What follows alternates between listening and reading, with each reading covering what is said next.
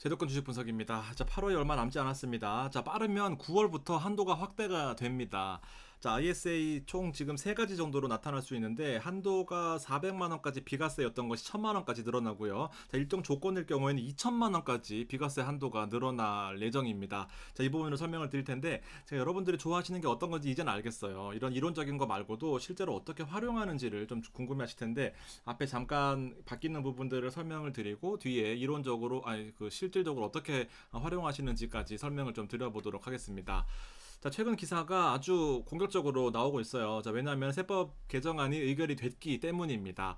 자, ISA 비과세 한도가 500만 원까지 늘어난다라는 거고 많으면 1000만 원 그리고 더 많게는 2000만 원까지 늘어난다라는 그런 내용입니다. 그리고 STO라고 해서 조각 투자가 최근에 이제 회사마다 좀 활성화를 시키려고 하는데 잘 안 하고 있어요. 왜냐하면 얘는 어떤 거냐면은 예전에는 이제 까사 같은 부동산 조각 투자 회사들이 인기가 많았었거든요. 근데 부동산이 경기가 워낙 안 좋다 보니까 이게 약간은 좀 변형이 됐어요. 그래서 미술품 뭐 이런 걸 합니다. 근데 미술품 여러분들 잘 모르시잖아요. 저도 잘 모르는데 이런 미술품을 조각 투자해가지고 이제 5천 원에 사자라는 겁니다. 근데 활성화가 너무 안 되다 보니까 이제 세금 혜택을 좀 주겠다라는 이런 내용인데 지금 요거는 이제 차치하고 아무튼 소득세법 개정안이 의결이 됐기 때문에 이제 9월, 8월 말부터 9월에 입법 예고가 된 상태예요. 그래서 9월 중에 빠르면 공표하고 시행한다라는 그런 내용입니다. 이렇게 바뀔 거예요. 자, 현행으로는 2천만 원까지 연간으로 넣을 수 있고 3년 만기 되면 세금 혜택을 주는 거고 1억 원까지 이제 5년까지 연장할 수 있는 그런 형태입니다. 자, 그리고 비과세 한도 같은 경우에는 200만 원이고 서민 농어민형 같은 경우에 특히 서민형은 급여가 5,500만 원 이하 사업소득이 일정 수준 비슷한 수준 이하이다라고 하면 400만 원까지 비과세가 됩니다. 세금이 없다라는 거예요. 자, 근데 한도 초과분은 이게 가장 하이라이트입니다. 200만 원이건 400만 원이건 뭐 중요하지 않아요. 근데 한도가 초과되는 이 비과세 한도가 초과되는 부분에 있어서는 자, 9%만 분리과세 된다. 분리과세 되고 끝난다라는 겁니다. 근데 금손가세자는 안 됐는데 이제 된다라고 여기까지 나오고요. 자, 개정안은 두 가지입니다. 일단 한도가 두 배씩 늘어나요. 그래서 무조건 오래 만들어 놓으셔야 됩니다. 한도가 늘어날 거예요, 여러분들. 자, 비과세 한도 같은 경우에는 200만 원이 500만 원이 되고 요 말씀드렸던 400만 원은 1000만 원까지 늘어나게 됩니다. 자, 여기 국내 투자형 ISA라고 또 이것들이 또 약간 또 꼼수를 부려놨어요. 1000만 원하고 2000만 원입니다. 엄청나게 커 보이는데 여기는 국내 주식 그리고 국내 주식형 펀드만 들어갑니다. 펀드만 들어가요. 그러니까 사실상 하실 분들이 있나 싶을 정도예요. 근데 은행 PB나 증권 PB들이 하라고 하지 않는 이상 굳이 국내 주식형에 투자하실 분들, 국내 주식형 펀드에다 투자하실 분들이 있나 싶거든요. 근데 여하튼 여기다가 국내 주식형만 들어갈 경우에는 2천만 원까지 비과세다라는 겁니다. 그래서 배당이 엄청나게 많이 나와야 어쨌든 여기 세금이 면제가 될 텐데 지금 나오는 개정 안에는 평가손익까지도 비과세 해주겠다라는 겁니다. 평가손익 원래 비과세 아닌가요? 평가손익도 비과세고 리츠 마찬가지도 리츠에 대한 세금 혜택도 조금 있는데 그거 다음에 리츠 편에서 설명을 드릴게요. 자, 아무튼 이렇게 됩니다. 자, 무조건 만들기부터 하셔야 될 것 같고요. 9월 정기국회를 통해서 입법 예고가 된 다음 달부터 시행이 될 것 같으니까 아무래도 9월 혹은 10월까지는 가능성이 매우 크다라고 보시면 될 것 같습니다. 자, 두 가지로 설명을 드릴 거예요. 혜택이 두 가지인데요. 가장 쉬운 ISA의 현행 400만 원 비과세 기준으로 해봤습니다. 자, 기존 계좌에서는 1000만 원이 이익이 났다. 그러면 1000만 원에 대해서 배당소득세 15.4%라서 일단 배당 투자를 했을 경우에는 154만 원이 세금이 나가게 됩니다. 자, 두 번째 ISA 계좌에서 1000만 원이 배당소득세가 발생을 하게 된다라고 하면 400만 원까지 비과세인 거죠. 그래서 600만 원이 과표로 잡히게 되고 400만 원이 초과되는 부분에 있어서 9.9%니까 세금이 확 줄어버린다라는 겁니다. 자, 1000만 원의 배당소득세 이익이 쉽지 않다라고 하실 분들 여러분들 이거 생각보다 금방 납니다. 1억만 투자하더라도요 배당 10%잖아요. 그럼 바로 1억이에요. 1000만 원이에요. 그러니까 배당소득세가 생각보다 이제 최근에는 만들기 쉬워졌다라는 부분입니다. 자, 두 번째 가장 베스트가 이 손익통산입니다. 현재 일반 계좌와 ISA 계좌를 비교했을 때 현재 이제 해외 주식형 펀드에서 1000만 원의 소득이 발생했을 경우에는 15.4%가 세금이 발생이 되죠. 국내 주식을 같이 했다라고 했을 때는 600만 원 손실이다라고 해도 통산이 없어요. 그래서 여기에 대한 세금이 그대로 매겨지는 그런 형태인데, 자, IS에서 제가 가장 좋아하는 게 손해통산입니다. 1,000만 원이 발생했고 주식에서 600만 원 손실이 발생했을 경우에는 자, 요걸 합해서 통산을 해줍니다. 그러면은 400만 원만 과표에 잡히게 된다라는 거죠. 근데 과표 400만 원에 대해서는 이게 비과세잖아요. 400만 원까지는. 그러다 보니까 세금이 없다라는 겁니다. 그래서 154만 원과 세금이 차이가 있다라는 부분인 건데, 이렇게 바뀔 거예요. 자, 지금 현행에서 개정안을 보시게 되면은요, 대상자는 이게 안 되신다는 분들은 요거 때문입니다. 15세 이상 거주자하고 종합소득세 가생 대상자이실 경우에는 지금 현재로서는 안 돼요. 그러다 보니까 하시고 싶어도 안 되는 부분들이 있다는 걸 참고하시고, 들어갈 수 있는 자산들은 뒤에 따로 정리해 드릴 텐데 웬만한 건 다 됩니다. 예적금, 펀드, 주식, 채권, 리츠, RP 다 돼요. 근데 뒤에 안 되는 것들 정리해 드리겠습니다. 한도는 1억 원이고 이렇게 됩니다. 근데 이렇게 바뀔 거다라는 것이 계속해서 국회 계류 상태였던 거죠. 자, 그래서 1,000만 원이 이게 낫다라고 하면 54만 9천 원이 세금이 발생된다라는 거는 400만 원까지 비과세, 그래서 600만 원까지 과표가 잡히고 초과되는 거, 이렇게 한 번 더 이해하시면 될 것 같고요. 자, 새로운 ISA 계좌에서는 1,000만 원이 이익이면 1,000만 원까지 비과세가 되는 거죠. 그러면 세금이 없습니다. 그래서 차이가 많이 벌어진다라는 것까지 챙겨두셨으면 좋겠습니다. 전략을 한번 볼까요? 자, 주식의 50%, 배당의 50% 하시는 분들 최근에 많다라고 알고 있습니다. 왜냐면 배당 투자는 기본인데 주식을 팔지를 못해서 들고 있는 부분들이 많기 때문이죠. 자, 1,000만 원을 SK텔레콤에 투자를 하게 되고, 자, 1,000만 원을 타미당 7에 투자를 했다 라고 가정을 해보겠습니다. 근데 이게 정말 잘하는 거예요. 배당 투자를 하면은 배당은 무조건 플러스만 잡히잖아요. 그러다 보니까 통산 개념을 적용하기가 거의 불가능하다라고 봅니다.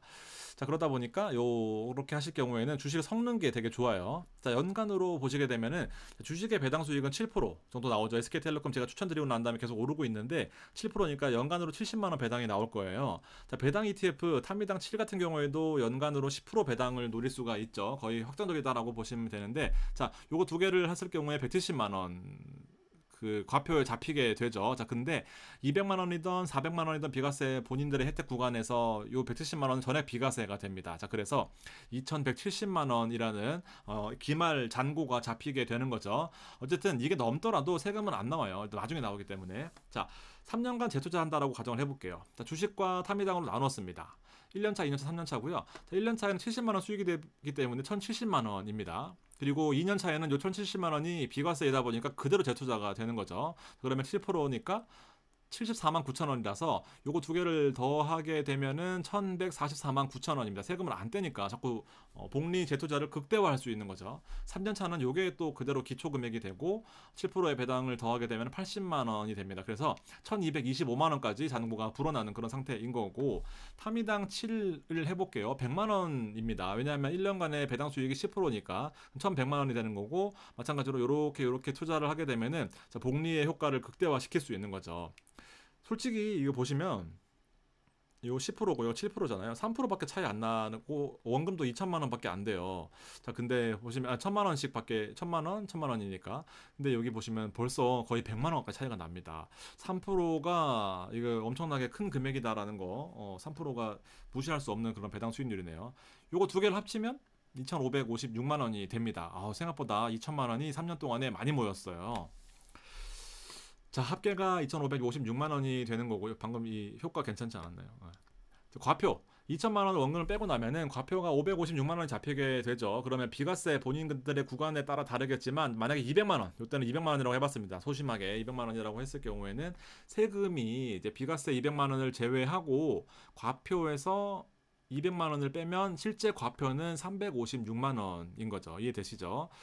자, 그래서 9.9%의 그 비과세 한도 초과분을 곱하게 되면 35만 원이 세금입니다. 메리트가 있죠. 자, 근데 만약에 일반 계좌에 있을 경우에는 이 과표 556만 원 전체에다가 15.4%의 배당 소득세율을 곱하게 되면 85만 원이라는 세금이 나옵니다. 자, 50만 원 차이가 나는 거예요.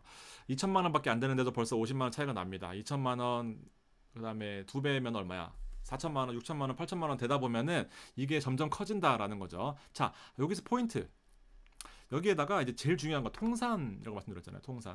통산의 경우에 주식이 만약에 마이너스 100만 원이다 라고 한다면은, 자, 과표가 400만 원으로 줄어들 거고요. 만약 주식이 200만 원 마이너스다. 그러면 과표가 여기서 봐야지. 그럼 156만 원으로 줄어들 거고요. 주식이 만약에 300만 원 마이너스다. 그러면은 거의 세금이 없다라고 보면 되는 거죠. 그래서 35만 원 가지도 실제로 손익을 보존해주는 그런 형태가 된다라는 걸로 이해하시면 될 것 같습니다. 그래서 통산적인 측면에서는 주식을 반드시 또 넣을 수밖에 없게 그렇게 ISA를 교묘하게 만들어 놨어요. 무조건 혜택만 주진 않겠죠. 음과 양이 있다라고 보시고 주식이 마이너스면은 일정 부분 오르면 다 내 거고 이러면은 이제 손실 통산을 해주니까 그게 좋다라는 겁니다.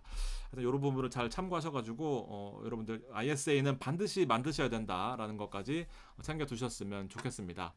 자, 현재로서는 거의 모든 증권사에서 이 ISA를 만들면은 뭐 이런 혜택을 줘요. 돈 주는 데도 있고 뭐 만들면은 여기도 수수료를 줍니다. 안 써놔가지고 여기 SK증권도 65만 원 최대 준다라고 하고 미래에셋도 만들면은 뭐 이렇게 뭐 절약한다라고 써놨습니다.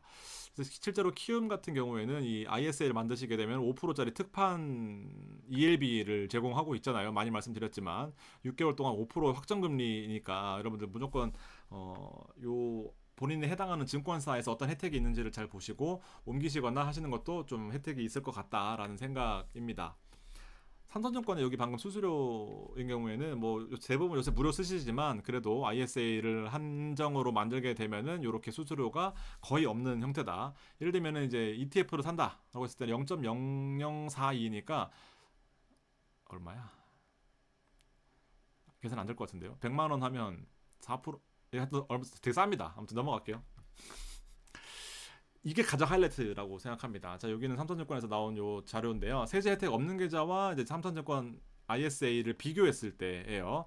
수익이 2천만 원 발생했을 때 손실이 1천만 원 주식에서 발생했다라고 했을 때는 얘는 비과세 혜택이 없잖아요. 얘는 이제 비과세 혜택이 400만 원 있고 통상까지 됩니다. 그러면 과표 되는 수익이 600만 원이고 얘는 2천만 원이 전부 다 수익이 잡히는 거죠. 그렇게 되면 15.4% 세금을 내면 308만 원인데 얘는 600만 원에 9.9니까 59만 원만 내면 끝난다라는 겁니다. 벌써 여기서 250만 원 차이가 납니다. 무슨 말씀인지 아시겠죠? 주식을 하시는 분들 특히나 배당주와 여러 가지 포트폴리오 섞는 분들한테는 ISA는 필수다라고 생각하시면 되고요. 한도가 늘어난다라고 보면 5배가 늘어나잖아요. 그러면 1,000만 원입니다. 5년에 1,000만 원 여러분들 누가 준다 그러면 무조건 하셔야 되지 않겠어요? 이렇게 보시면 됩니다. 자, 비과세 혜택이 1,000만 원으로 늘면은 과표가 아무래도 대부분의 사람들은 과세 대상 수익이 0이 될 것 같아요. 1,000만 원으로 월배당 나오면 연배당 나오면 5월에 100만 원씩 배당이 나오는 거거든요. 하여튼 그렇게 나오는 게 생각보다 쉽지 않습니다. 하여튼 이렇게 보시면은 좋을 것 같고요. 그리고 무조건 중개형으로 만드셔야 돼요. ISA를 처음에 접하시게 되면은 중개형, 신탁형, 일임형 이렇게 있거든요. 신탁형 은행 가시면 바보 되는 거고요. 이게 뭐야? 일임형 같은 경우에는 수수료 주면서 바보 되는 거고요. 증권사에서 하는 중개형으로 하게 되면은 주식이 기본적으로 가능해요. 얘는 주식이 불가능하거든요. 은행은 주식이 안 되잖아요. 그럼 얘는 안 되기 때문에 예금을 하라고 꼬실 겁니다. 예금 비과세 하면서 꼬시겠지만 은행 예금 하시는 분 없죠 지금. 그래서 중개형으로 만드시면은 거의 모든 걸 다 할 수 있지만 예금은 안 됩니다.